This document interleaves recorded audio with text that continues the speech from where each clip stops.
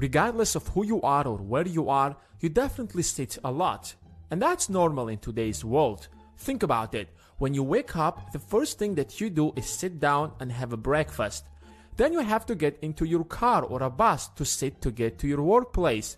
And once you are there, you're probably going to sit for hours to do your job.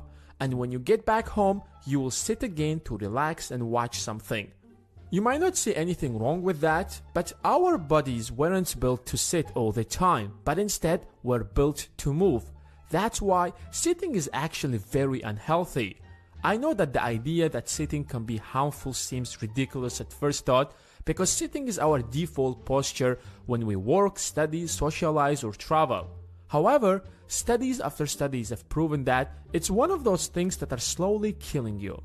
When you sit down, your blood flow significantly slows down, and it creates pressure and makes it difficult for your heart to pump the blood.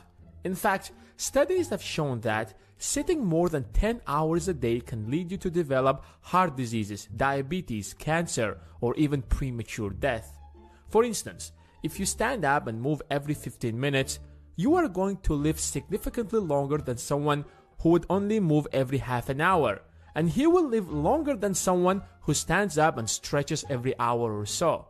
Despite the benefits of exercising, which we covered in previous videos, it's far more important how often do you move different parts of your body.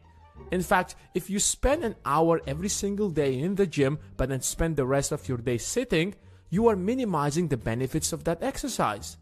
But that's just part of the problem, because your body doesn't burn fat as much as it does when you are moving around, so you're more likely to gain extra weight. But the main question is, how is that going to affect your brain?